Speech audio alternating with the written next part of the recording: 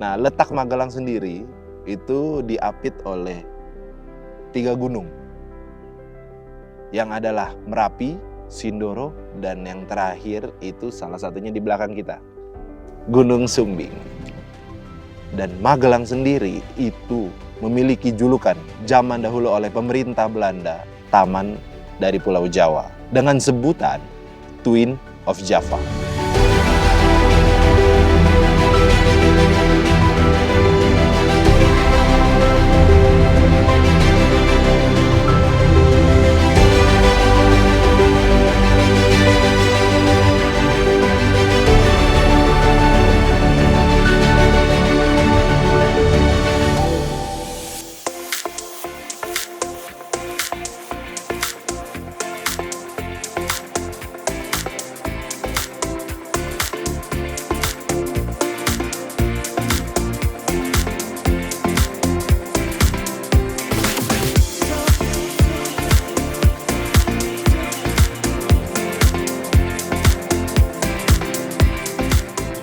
Sekarang kita lagi ada di kota Magelang. Nah, di Magelang sendiri kita berwisata ya.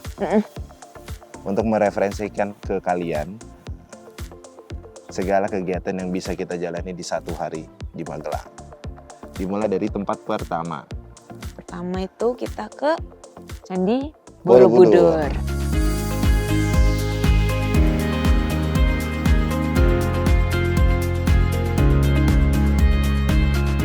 Candi Borobudur ini terkenal adalah candi terbesar di dunia yang berisikan itu patung-patung Buddha. Dan pas datang kita ke sana itu karena sudah buka dari jam 6.30, jadi kita dimudahkan aksesnya ya. Iya, Untuk biaya sendiri itu sebesar 50.000 untuk 50.000 turis lokal. untuk turis lokal. Jadi Nah, untuk turis mancanegara ya pasti beda lagi harganya. ada pembedaan harga. Nah, di sana kita keliling, dimulai dari tempat pertama yang ada tulisannya ya, Candi Borobudur. Nah, kalau di sana itu ada andong, ada shuttle car sebenarnya. Nah, tapi kita ya cobain andongnya itu berbayar 100.000. Nah, udah dianterin tuh sampai ke tempat tangga pelataran Candi Borobudurnya. Hanya diantar saja ya. Iya. Jadi untuk berkelilingnya itu jaraknya 2,5 kilo Betul. menuju Candi Borobudurnya. Sejarahnya sendiri pun kan ini bangunan sudah lama sekali ya. Dari tahun 770 Masehi sampai selesainya itu 825 Masehi. Nah ya, karena bangunan lama tentunya ada Pemugaran, betul perapihan lah dari Candi Borobudur. yang didanai sama UNESCO dan tentunya pemerintah Indonesia. Dan dari UNESCO sendiri diresmikan sebagai situs Budaya. warisan budaya dunia Oke. pada tahun 1991. Oke. Gitu. Jadi ya memang di kancah dunia pun ini ya sudah ternama lah Oke. yang di Borobudur ini. Pas kita naik itu gimana? Pertama ya masih indah seperti sebelumnya. Terus juga masih terawat, terjaga. Dan megahnya itu tuh masih terasa dari Candi Borobudur ini. Benar. Oke. Wah, kamu main tebak-tebakan. Kamu tahu nggak Apa tuh? apa arti dari Borobudur? Nggak tahu apa ya? Hah? Nggak tahu. Nggak tahu. Ada 2 kata di sana, ada Boro, ada Budur. Boro sendiri itu artinya biara. Oh. Budur itu nama desa. Informasi yang kita tahu bahwa tinggi dari Candi Borobudur itu 35 meter. Di luasan 15.000 meter. Dan sekarang itu makin lebih luas. Sekitar 80-an hektar. Nah, kalau sejarahnya sendiri itu mereka kan dibangun tahun 770 Masehi. Iya. Jadi itu pada masa pemerintahan Wangsa Shailendra. Iya. Nah, rampungnya itu tahun 825 Masehi. Itu pada masa Raja Simaratungga. Oke. Dan tidak terlalu ramai juga semenjak COVID. Betul. Nah, sedikit cerita, kalau kita ngobrol dengan Lokal guide di sana itu sebelum COVID itu pengunjung di sana itu hampir jutaan. Iya. Tapi setelah COVID itu hanya ratusan ribu, turun jauh katanya. Dan pas kita di sana itu memang benar gitu loh. Nggak terlalu banyak ya. Iya, nggak terlalu ramai Wisatawan sih. lokal maupun wisatawan mancanegara yang datang berkunjung ke sana. Harapannya kita bahwa dari saat kalian berkeliling ke sana itu sampahnya itu tetap diperhatikan ya. Betul, kalau memang belum ketemu tempat sampah ya disimpan dulu sampahnya, nanti udah ketemu baru dibuang. Betul. Nah, pas kita pulang itu apa? Kita naik Andong andong lagi, lagi, tapi diajaknya melewati kampung sekitar, ya desa sekitar permukiman desa sekitaran Candi Borobudur ya. Borobudur, betul. Ini kita berarti kalau naik ini sampai pintu keluar. Pintu masuk parkir mobil. Pintu masuk parkir mobil. Nanti ini rutenya lewat perkampungan keliling. Dan itu nggak capek. Ya, nggak capek. Kalau jalan dari Borobudur keluarnya itu lebih jauh. Oke. Ya, hampir sekitar 1 kilo lebih bisa ya. Perkampungannya itu di luar Borobudur ya, Ya, di kita luar. ya.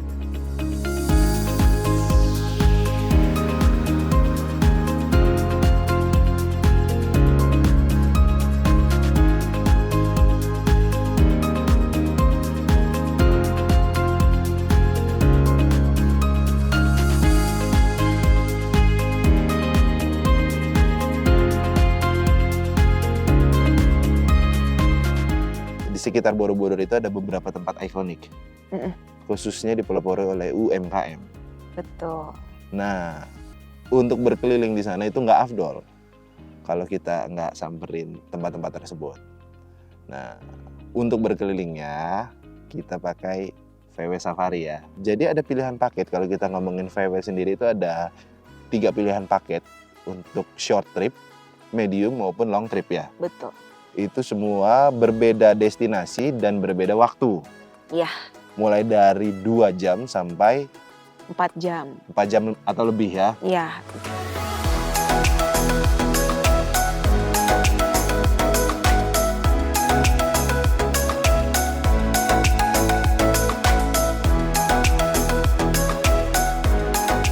Tempat pertama kita ke Kambing Etawa.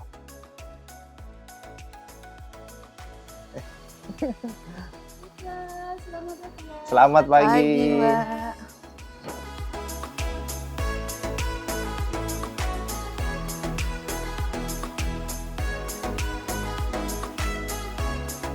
Saat kita berkeliling kita dikasih informasi ya terkait kambingnya ya.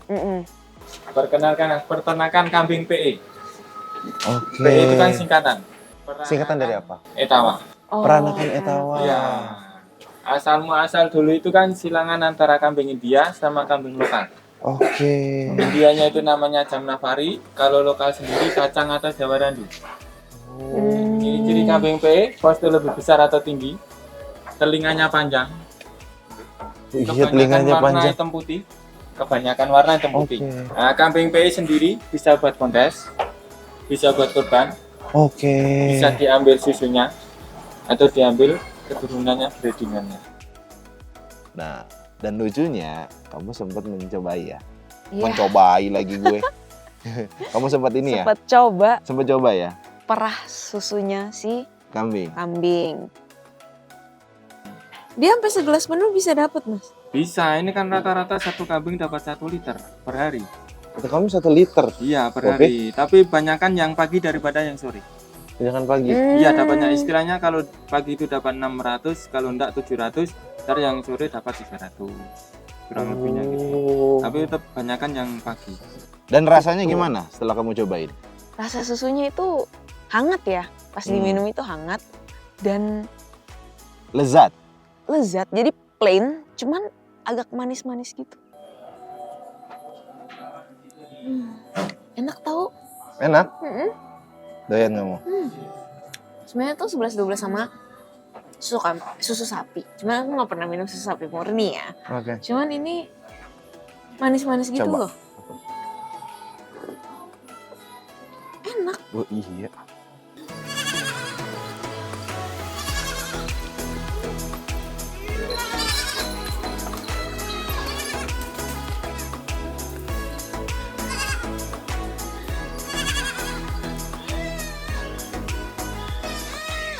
Nah, di sana sendiri itu jadi pilihan kita untuk menikmati sarapan pagi. Nah, sarapan yang kita pilih itu adalah nasi megono. Nasi megono sendiri dari appealingnya itu, kalau kita lihat adalah nasi yang berisikan campuran ikan teri, ayam suwir, dan beberapa sayuran. Serta ada juga emping. Betul. Yang aku pilih itu yang ayam ya. Yang kamu? Kalau aku yang lele. Yang lele. Karena taburan daun bawangnya begitu banyak, tapi nggak ngeganggu ya sama sekali di aku. Oh, enak Dan aja first gitu taste-nya ya. itu enggak, lebih berasa apa ya? Rempahnya kali ya. Aku lebih berasa itu either jahe atau apa ya. Dan ayamnya pas gue coba itu sendiri, wah, matangnya sampai dalam. Mantap ya.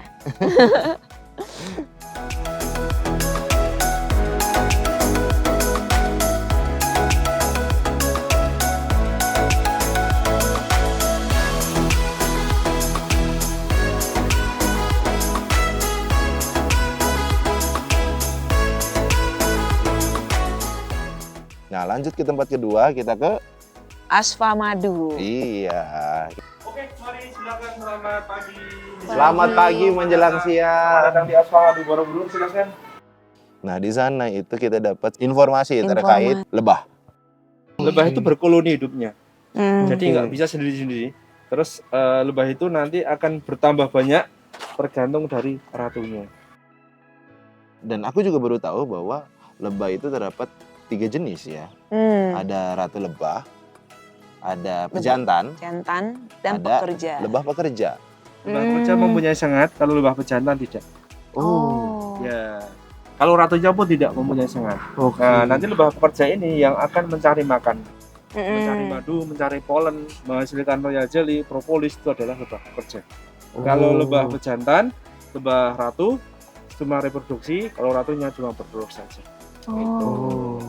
Madu itu adalah cairan yang harus dibawa lebah karena itu sumber makanan buat lebah juga. Hal yang baru aku temuin bahwa di satu kandang lebah itu tidak terdapat 2 ratu ya. Betul. Hanya 1 ratu. Pada ratu itu sangat vital sekali. Ratunya pergi, yang lain ikut pergi juga. Oh iya. Bisa nggak kalau dalam satu box ini ada 2 ratu? Nggak bisa. Nggak bisa ya? Nggak mungkin Nggak bakal ya. ya? Kalau ada 2 ratu, yang satu memisahkan diri, tapi harus membawa sebagian koloninya. Jadi kalau petani lebah itu malah ratunya jangan sampai ada 2. Nah, sampai ada 2 nanti koloninya pecah, nanti koloninya jadi sedikit-sedikit. Setelah kita dapat informasi dari pihak lokal Asfa Madu, kita juga ditawarin untuk terapi sengat lebah. Itu sebenarnya untuk melancarkan peredaran darah. Jadi kalau orang yang sering pegel-pegel, terus sering rematik atau kerama, nanti kalau mau mencoba boleh. Sakit Salah gak itu? posisi tidur. Rasanya itu hampir kayak divaksin. Itu experience-ku pertama kali ya. Awalnya bilangnya gimana tuh? Bilangnya cuman seperti di vaksin atau Divaksin. diimunisasi gitu kan Seperti rasanya. ditusuk jarum lah ya. Oke. Karena aku sendiri notabene nggak takut jarum, udah biasa aja gitu. Oke. Ternyata tidak seperti itu rasanya. Lebih sakit ya. Ini sakitnya kebasnya di sini. Sakitnya tuh di ujung-ujung jari gitu. Iya. Ini mau lebih dari vaksin, Mas. Gitu. Kenapa? Bohong. Cobain aja gimana? Tuhan. Sakit banget. Lebih sakit yang belakangnya. Udah aku ambil ya. Udah. Aduh. Bagian mana lagi? Udah, saya sudah.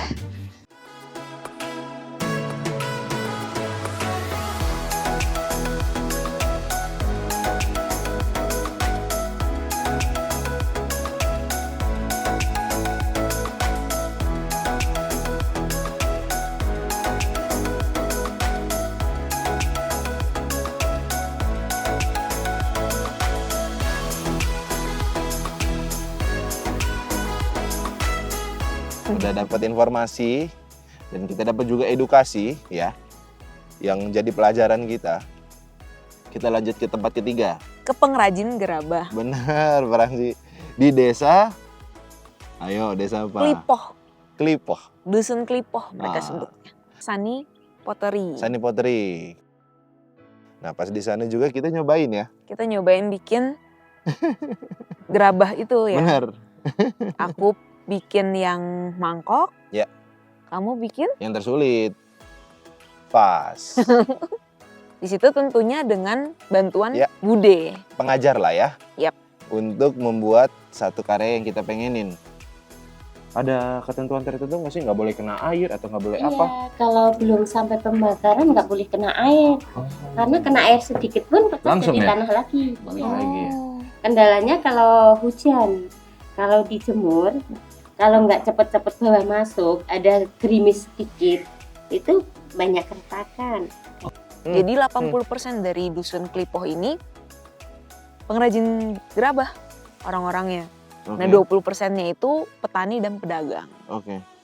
Bude sendiri belajarnya dari mana? Orang tua? Simbok, nenek, memang turun-temurun. Oh. Iya. Sekarang anak saya juga semua bisa. Hmm, Perempuan juga. pasti diajarin ke turun-temurun Iya. ya. Udah tuh ajarin. Jadi katanya si Bude, memang tanah di Dusun Klipoh ini tuh paling bagus tanah liatnya. Oke. Nah itu tuh diuruk 1-2 meter, kemudian tanah liatnya itulah yang dipakai untuk pembuatan Oh, gerabah. sejarahnya itu ya, caranya mereka ya. Iya caranya Oke. mereka. Dari informasi yang aku dapat dari bapaknya, Hmm? bahwa memang gerabah ini sudah ada semenjak dahulu. Oh. Dan itu kita bisa lihat di Candi Borobudur. Dan bahkan untuk Dusun Klipoh sendiri itu merupakan daerah kerajaan Mataram kuno zaman dahulu. Oh, oke. Pantes. Jadi budaya gerabah itu bukan hanya terpublikasi di Candi Borobudur, bahwa melekat juga di Dusun Klipoh. Itu kita juga membawa satu buah tangan ya. Mm-mm. Nah kita mau cobain nih. Yang Minum kita dari gerabah. sambil ngomong Bibi. Nah ini sendiri pun sebenarnya ada beberapa motif ya. Ya, Cuman tapi memang- ini motif yang paling ini ya. Unik saat kita ada di display ya di galeri tersebut ya. Iya, paling tertarik sih sama motif yang ini. Motif yang ini kita cobain. Nah. Oke, ini sendiri kita dapat informasi sebelum penggunaan itu Harus diseduh air panas. ya dari pagi sampai malam. Supaya residunya hilang lah. Iya, benar. Nah, lanjut. Lanjut, kita ke Makan siang dong. makan siang. Kita makan siang di Warung Demenake. Oh iya betul, Warung Demenake. Resto tersebut itu jadi pilihan wisatawan, baik lokal maupun mancanegara. Mm-mm. Jadi pas kita makan di sana itu makannya prasmanan lah ya. Mm-mm. Bisa langsung ambil sendiri kita Langsung mau ambil makannya. sendiri. Betul. Dan memang khas banget Jawa karena identik dengan rasa manis. Aku pun juga loh. Dominannya manis. Manis ya. Heeh. Di situ Ah. aku sempat keliling tuh. Jadi memang area Gimana? area duduknya Ah. nggak di situ doang. Yes. Ada pendopo di sebelah area outdoornya. Oke. Terus ada apa ya itu ya, seperti rumah tradisional khas Jawa. Oke. Jadi ya menurutku ini kental dengan tradisional Jawanya, either dari makanan maupun Diperkuat dari lagi ya. iya, Oke. maupun dari sekelilingnya gitu Oke. kan. Setelah udah menikmati makan siang, Lanjut, kita udah seharian keliling kan? ya, Terus ya butuh istirahat lah. benar. Makanya kita lanjut ke Silancur Glamping.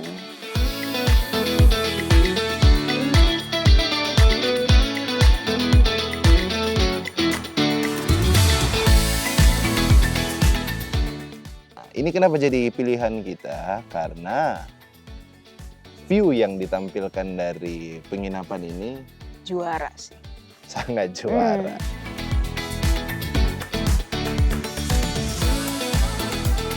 Nah, Silancur Glamping itu memiliki 5 5. penginapan sekarang. Betul. Ya.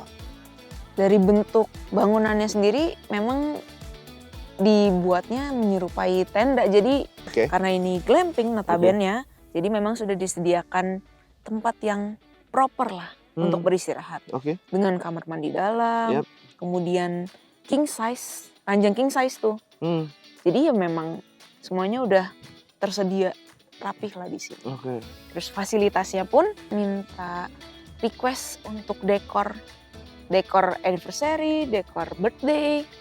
Oke, tadi kan kamu udah jelasin dalamnya ya. Aku mau jelasin luarnya. Di Cilanjur sendiri ini tidak bisa dilalui oleh mobil. Betul. Jadi kalian mau datang ke sini, terpisah parkiran mobil dengan penginapan. Dan nanti ada akses juga, fasilitas yang diberikan itu penjemputan.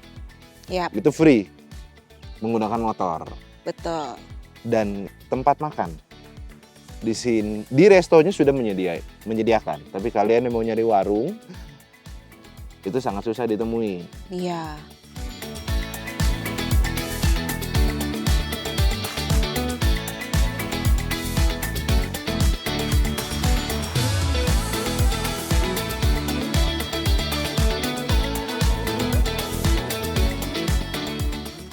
Nah, sorenya kita berangkat ke Nepal Van Java.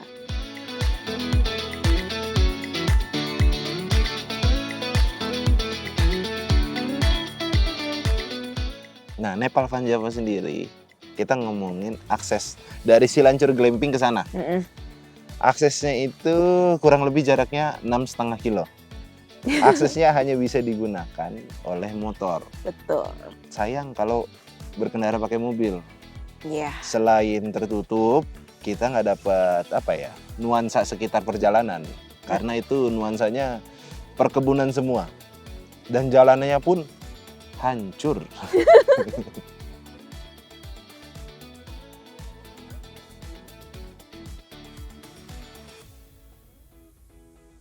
Harga tiket sendiri untuk tiket masuk itu Kena charge-nya 10.000. 10.000, benar. Ada fasilitas khusus yang ada di Nepal Van Java itu pakai ojek. Betul. Nah, biayanya itu 10.000. Hanya sekali antar. Ya, cuman pas nanjaknya aja. Ya, pas nanjaknya aja. Nah, ini dia. Kita udah sampai di Nepal Van Java. Salah satu tempat ikonik di Kota Magelang. Aku mau ajak kamu untuk jalan kaki. Telusuri Nepal Van Java. Oke. Ayo. Let's Kita go. mulai jalan. Kenapa sih namanya Nepal Van Java? Jadi Gimana? Nepal Van Java ini tuh kalau dilihat dari atas itu pemukimannya bertumpuk-tumpuk. Seperti pemukiman di Himalaya Nepal. Nah, ini tuh salah satu rute para pendaki untuk naik ke puncak Gunung Sumbing. Oke. Gunung Sumbing sendiri kan 3 tertinggi di Jawa ya. Gunung nomor 3 tertinggi ya di Iya. Pulau Jawa. Jadi ya mereka masih bisa beristirahat dulu tuh sebelum pendakian di rumah-rumah warga. Di Nepal Van Java sendiri itu ada tempat yang wajib banget untuk swafoto. Ada namanya jembatan kaca. Betul. Kedua itu ada teras masjid. Dan ketiga ada Taman Depok. Saat kita berjalan kaki sana itu full nanjak semua ya. Iya. Aku tuh sampai berpikir ya, ini naik gunung biasa seenggaknya lah ada tempat landainya. Tidak kutemukan di sana. Jadi benar-benar nanjak terus. Aku berapa kali ngeluh sama kamu di sana ya, aku lapar tau gak. Itu benar-benar energiku terkuras. Aku lapar. Terus betisku kayak mau pecah nih. Jadi kita cari makan malam setelah turun dari Nepal Van Java. Di teras Mangli. Teras Mangli. Nah, di sana itu kita menikmati makan malam dan menikmati juga ada beberapa coffee yang jadi signature Teras Manglinya. Betul. Nah, dari POV aku sih aku seneng banget ke sana karena sepi pengunjung. Ini tuh bener-bener open space ya. Oke. Nah, kenapa kita pilih di situ ya? Itu dia view-nya yang kita ambil. View Kota Magelang. Demikianlah perjalanan Veos di Kota Magelang. Nah, letak Magelang sendiri itu diapit oleh 3 gunung. Yang adalah Merapi, Sindoro, dan yang terakhir itu salah satunya di belakang kita, Gunung Sumbing. Dan Magelang sendiri itu memiliki julukan zaman dahulu oleh pemerintah Belanda, Taman dari Pulau Jawa, dengan sebutan Twin of Java. Keseruan-keseruan kita akan terus berlanjut di kota-kota berikutnya. Jangan lupa tunggu kami, saya Felicia, Dan saya Yosafat. di channel Fast World. Dadah!